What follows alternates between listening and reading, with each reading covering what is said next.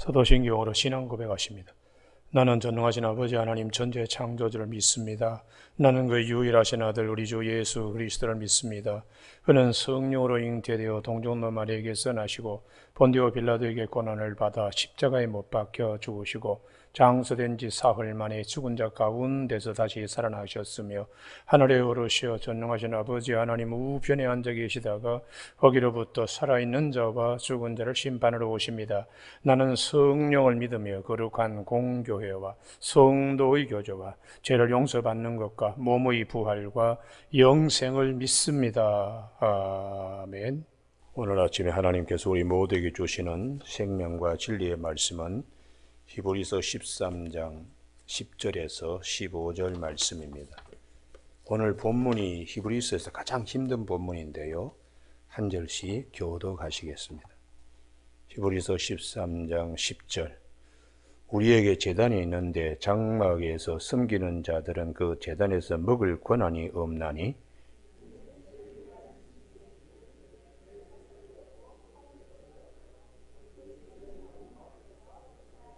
그러므로 예수도 자기의 피로써 백성을 거룩하게 하려고 성문 밖에서 고난을 받으셨느니라.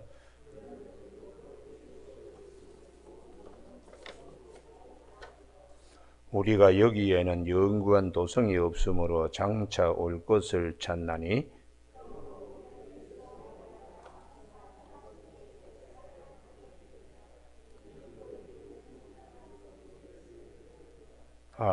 아멘. 오늘 12절 말씀에 그러므로 예수도 자기 피로서 백성을 거룩하게 하려고 성문 밖에서 고난을 받으셨느니라 하는 말씀 중심으로 성문 밖 고난, 값없이 받는 은혜라는 제목으로 말씀을 나누겠습니다.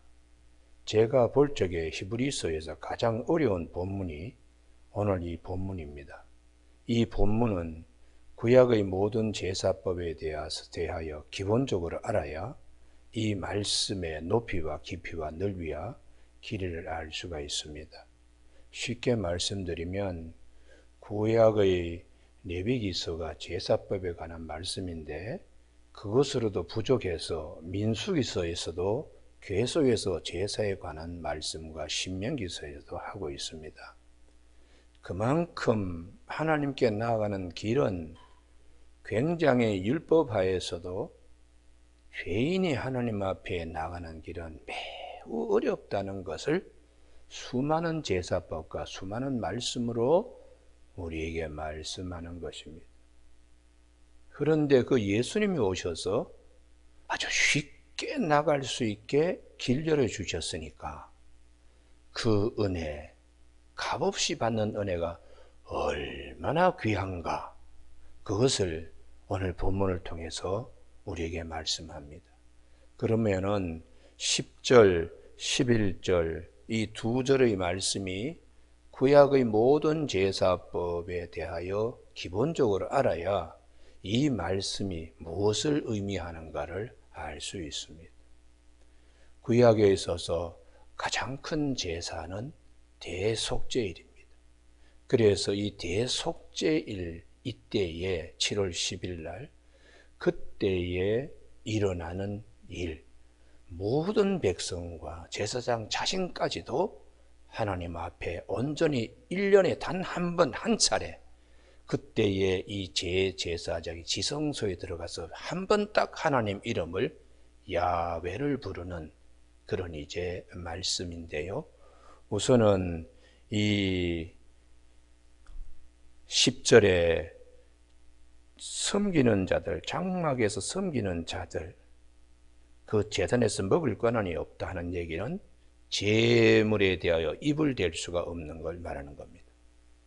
우리가 화목제 같은 경우에는 드린 자나 혹은 또 그것을 드린 제사자나 같이 나눠 먹습니다. 화목제는요. 그런데 대속죄일의 제사는 그렇지 않습니다. 그것은 어느 것 하나도 입에 대어서는 안 되는, 그래서 우리가 오늘 본문 레위기 16장을 봐야 되고 민수기 17장 3절 이 두 곳을 19장 3절 두 곳을 봐야 되는데요. 그러면 우선 레위기 16장을 한번 보시기 바랍니다. 이 레위기 16장을 봐야지 오늘 히브리서 13장 10절 11절의 말씀이 도드라지게 우리에게 다가옵니다. 레위기 16장 29절을 보면 너희는 영원히 이 규례를 지킬지 일곱째 달 곧 그 달 10일에 대속죄일입니다. 너희는 스스로 괴롭게 하고 아무 일도 하지 말되 본토인이든지 너희 중에 거류하는 거림인지 그리하라. 이 대속죄일은 34절에 이는 너희가 영원히 지킬 규례라. 이스라엘 자손의 모든 죄를 위하여 1년에 한 번 속죄할 것이니라. 아론이 여호와께서 모세에게 명령하신 대로 행하니라. 이 대속죄의 1년에 딱 한 번 하는 데에 그때에 어떤 특별한 일이 있는가? 아사셀이라고 하는 염소를 잡고 보내는 겁니다. 그것이 16장 7절, 8절, 6절부터 시작해서 8절 봅니다. 두 염소를 위하여 제비 뽑되 한 제비는 여호와를 위하여 한 제비는 아사셀을 위하여 할지며 아론은 여호와를 위하여 제비를 뽑은 염소를 속죄제로 드리고 아사셀을 위하여 뽑은 제비 뽑은 염소는 산채로 여 앞에 두었다가 그것으로 속죄하고 아사셀을 광야로 보낸다. 이 아사셀 염소는 어떤 의미를 가지고 있는가? 백성의 모든 죄를 뒤집어 쓰고 광야로 나갑니다. 그러므로 레위기 16장 21절 하반절을 보시기 바랍니다. 레위기 21장 하반절 보시면 모든 불의와 처음부터 봐야 되겠네요. 21절 아론은 그의 두 손으로 살아있는 염소의 머리에 안수하여 아사셀 염소입니다. 이스라엘 자손의 모든 불의와 그 범죄한 모든 죄를 아뢰고 그 죄를 염소의 머리에 두어 미리 정한 사람에게 맡겨 광야로 보낼지. 모든 백성의 죄를 염소에게 전가시키는 거죠. 그래서 그 죄를 뒤집어 쓴 이 염소는 광야로 보내서 전에 내려오는 제사법에는 이 염소를 벼랑 끝에다가 밀어서 떨어뜨립니다. 그래서 이 염소가 모든 죄를 다 뒤집어 쓰고 광야에 나가서 죽는 것입니다. 그리고 27절에 속죄제 숫송아지와 속죄제 염소의 피를 성소에 들여다가 속죄하였은즉 그 가죽과 고기와 똥을 밖으로 내다가 불사를 것이라. 짐 밖에다가 아예 그냥 불사른다. 이게 이제 예수님이 왜 성문 밖에서 고난을 받게 되었는가? 이게 오늘 우리에게 어떤 의미를 가지고 있나? 아예 그냥 똥처럼 그냥 내다 버리는, 이게 예수님께서 누가복음 23장 39절에 행악자 두 강도 사이에 주님이 십자가를 지시는, 똥처럼 버려지는 그 행악자들 가운데 예수님이 그렇게 매달려야 되는. 그래서 오늘 이 민수기 이제 넘어갑니다. 19장 3절을 한번 보시기 바랍니다. 민수기 19장 3절.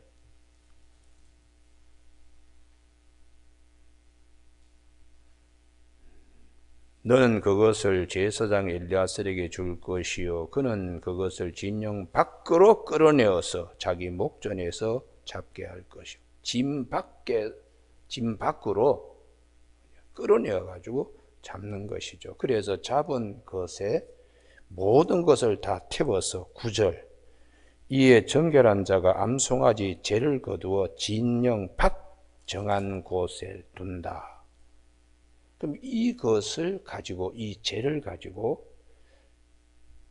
모든 옷이고 뭐고 하여튼 정결케 하는 물을 만드는데 이 죄가 쓰였습니다. 그래서 13절 하반절에 보면 그가 이스라엘 끊어질 것은 정결하게 하는 물을 그에게 뿌리지 아니하므로 깨끗하게 되지 못하고, 이 죄로 진 밖에서 태워버린 그 짐승의 죄로 정결한 물을 만드는, 그래서 오늘 이 본문 히브리서 13장 10절, 11절, 12절로 넘어오기 전에 이사야가 우리에게 말씀하시는 것이 이사야 53장입니다. 그가 찔림은 우리의 허물을 인하며 그가 상함은 우리의 죄악을, 그가 징계를 받음으로 우리가 평안을 누리고 그가 채찍에 맞음으로 우리가 나음을 입었는데, 이런 은혜는 그 다음 6절입니다. 이사야 53장 6절에 우리가 다 양같아 그릇 행하여 각기 제 길로 갔거늘 여호와께서 우리 모두의 죄악을 그에게 담당시키셨도다. 아사셀 염소에게 손을 얹어가지고 백성의 모든 죄를 그에게 뒤집어 씌워가지고 광야로 내보내어서 죽게 한 것처럼 예수님께서 이렇게 백성의 모든 죄를 다 뒤집어 쓰시고, 그리고는 성문 밖에 고난을 받으신 골고다 언덕에서, 성전도 아닙니다, 성전 밖에서 갈보리라고 하는, 골고다는 해골이란 뜻인데 라틴어로 이것을 바꾸어서 해골의 뜻이 갈보리입니다. 갈보리. 성경에는 갈보리가 한 번도 나오지 않습니다. 단지 찬송은 갈보리가 나오는 것은 라틴어로 번역된 그 가사가 갈보리이기 때문입니다. 그래서 오늘 아침에 찬송 부른 갈보리 언덕 위에 십자가 주님이 지셨다고 하는 이 찬송을 불렀는데요. 그래서 예수님께서 우리에게 이렇게 구약에 있어서 모든 제사법, 그리고 그 내용들 아주 복잡하고 정결하게 되는데 얼마나 어려운가, 그것도 단 한 번이 아니고 영원한 것도 아니고 해마다 그런 일을 반복되는 것을 주님이 오셔서 아주 값없이 당신이 대신 골고다 언덕에서 십자가를 지심으로 우리 모든 자의 죄를 대속하였기 때문에, 우리 이 비아 돌로로사라고 하는 주님의 십자가의 길 가운데 특별히 십자가에 매달려서 누가복음 23장 34절에서 아버지 저들의 죄를 사하여 주옵소서라고 말씀하심으로 창세기 3장 15절 원복음이 이루어지는 것입니다. 여자의 후손이 뱀의 머리를 짓밟고 뱀은 그 발꿈치를 문다는 원복음을 이루시고, 그래서 요한복음 19장 30절에 주님이 다 이루셨다. 모든 인류의 죄를 당신이 다 뒤집어 쓰시고 하나님의 심판 앞에서 값없이 의롭다 함을 받는 길이 열리게, 하나님과 우리 사이에 화목해 되는 길이 열리게 주님이 하셨으므로 내가 곧 길이요 진리요 생명이라고 말씀하신 대로 그 길을 열어주셨습니다. 그래서 주님이 오셔서도 끊임없이 당신이 오신 것은 이 길을 열어주기 위하여 자기의 것을 우리 모두에게 대속물로 내주었다고 마태복음 20장 28절에서 인자가 온 것은 섬김을 받으려 함이 아니라 섬기려 하고 자기 목숨을 모든 자의 대속물로 주려고 오셨다고 그렇게 말씀하셨습니다. 오늘 아침에 우리가 이 대속죄일 날 아사셀이나 혹은 또 죄를 얻는, 정결케 하는 물을 만드는데 그 죄를 얻는 과정, 이런 복잡한 그런 일들이 있었습니다. 그래서 10절, 11절의 두 절의 말씀이 레위기 16장, 민수기 19장에 이사야 53장 이 말씀들을 두루두루 이제 알 때 이 본문의 의미가 아주 우리에게 밝게 이제 드러나는 것이죠. 11절 다 같이 읽습니다. 시작. 이는 죄를 위한 짐승의 피는 대제사장에 가지고 성소에 들어가고 그 육체는 영문 밖에서 불사름이라. 그러므로 구약 시대의 그 그림자와 같이 모든 말씀이 예수 그리스도가 오심으로 다 이루어지는 것이기 때문에 예수님도 자기 피로서 백성을 거룩하게 하려고 대속죄일 날 짐승이 염소의 피, 송아지의 피로 대속죄일 날 그렇게 하는데 하나님의 아들이 염소의 피, 송아지의 피도 아니고 당신의 피로서 십자가의 죽으심으로 가죽이나 고기나 똥을 태우는 곳 행악자들 가운데 주님이 같이 달리셔서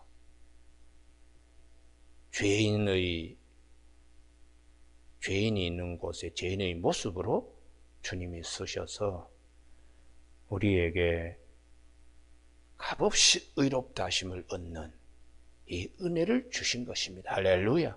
그래서 이 은혜를 우리가 수없이 찬송하고 찬미하더라도 하늘을 두루마리 삼고 바다를 먹물 삼아도 그 은혜, 그 사랑을 다 기록할 수 없다고 그렇게 우리는 찬송으로 고백하는 것이죠. 그러므로 예수도 자기 피로서 백성을 거룩하게 하려고 십자가의 고난입니다. 성문 밖에서 고난을 받으셨느니라.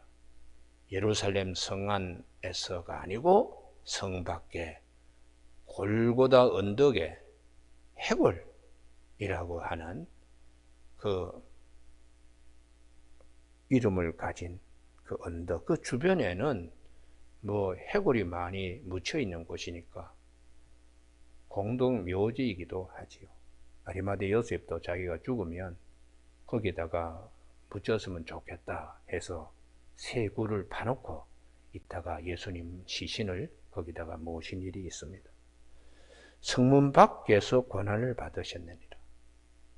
모든 죄를 뒤집어 쓰고 광야로 나갔던 아사셀 염소처럼 주님이 성문 밖에서 고난을 받으셨더라.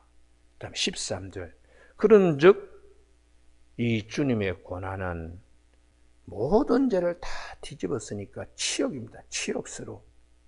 주님도 그렇게 아버지 뜻을 이루기 위하여 우리에게 은혜를 베풀어 주시고 생명의 길을 열기 위해서 그런 치욕의 길을 걸어가시고 그 골고다 언덕에서 그런 고난을 받으셨기 때문에 우리도 그 치욕을 짊어지고 예수 믿는다는 것이 많은 어려움이 있습니다.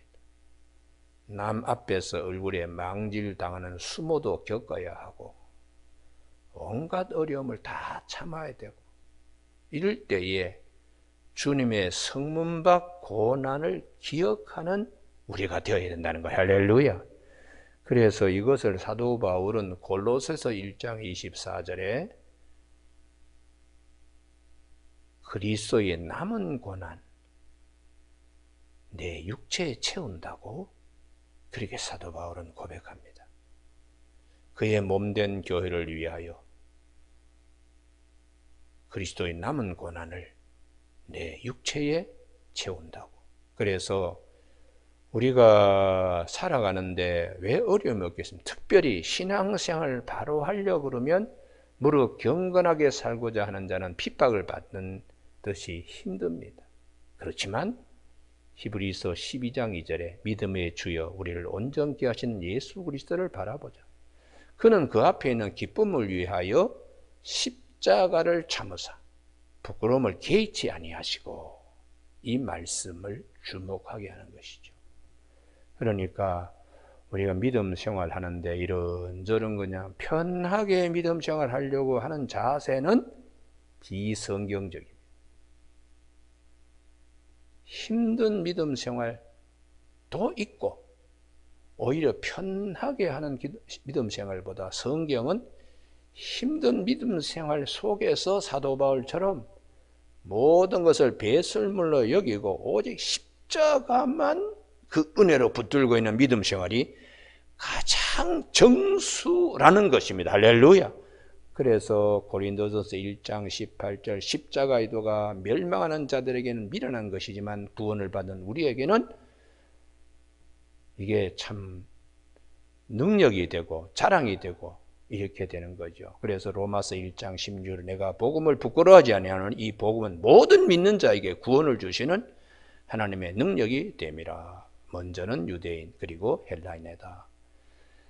복음에는 하나님의 의가 나타나서 믿음에서 믿음에 이르게 하나니 기록된 바 의는 믿음으로 말미암아 산다고 그렇게 말씀하고, 고린도전서 2장 2절에 나는 그리스도와 그분의 십자가에 못 박힌 것 외에는 아무것도 알지 않기로 작정했다고. 십자가의 은혜를 하여튼 사도 바울은 잠시라도 잊지 못하고 찬미합니다. 그래서 로마서 3장 23절에 모든 사람이 다 죄를 범하였음에 하나님의 영광에 이르지 못하더니 그리스도 예수 안에 있는 속량으로 말미암아 하나님의 은혜로 값없이 의롭다 하심을 얻은 자 되었다고. 로마서 4장 25절에 예수는 우리의 죄 때문에 내줌이 되고 우리를 의롭다 하기 위하여 살아나셨다고. 에베소 2장 8절에 너희는 그 은혜로 인하여 믿음으로 말미암아 구원을 받았으니 이것은 너희에게서 난 것이 아니요 하나님의 선물이라고. 하여튼 곳곳에서 십자가와 십자가의 은혜에 대하여 사도 바울은 항상 찬송하고 찬미하고 있습니다. 그래서 오늘 15절 그러므로 우리는 예수로 말미암아 항상 찬송의 제사를 하나님께 드리자. 이는 그 이름을 정하는 입술의 열매니라. 할렐루야. 그러니까 그분이 얼마나 십자가의 은혜를 항상 입술에 달고 살아요. 그만큼 소중하다는, 그만큼 소중한 십자가의 은혜를 통해서. 그 다음에 14절 우리가 여기에는 영구한 도성이 없으므로 장차 올 곳을 찾는다고. 그리스도의 고난에 동참하는 우리 인생의 여정, 천국문을 향하여 나아가는 것이고, 요한복음 14장 1절에 내가 너희를 위하여 처소를 예비하러 가노니 너희는 하나님을 믿고 나를 믿어라. 이유는 너희를 위하여 처소를 예비하러 간다고.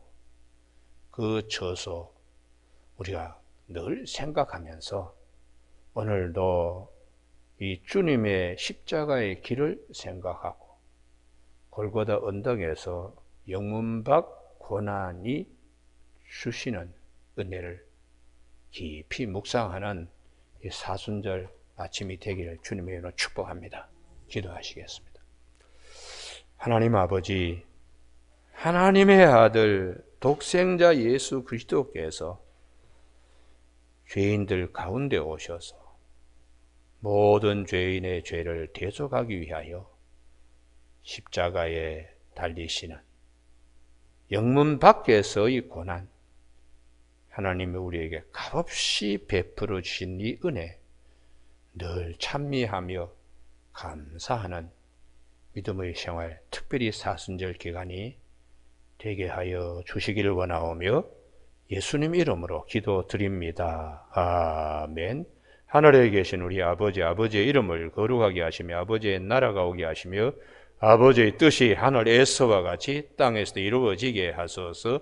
오늘 우리에게 이루어갈 양식을 주시고 우리가 우리에게 잘못한 사람을 용서하여 준 것 같이 우리 죄를 용서하여 주시고 우리를 시험에 빠지지 않게 하시고 악에서 구하소서. 나라와 권능과 영광이 영원히 아버지의 것입니다. 아멘.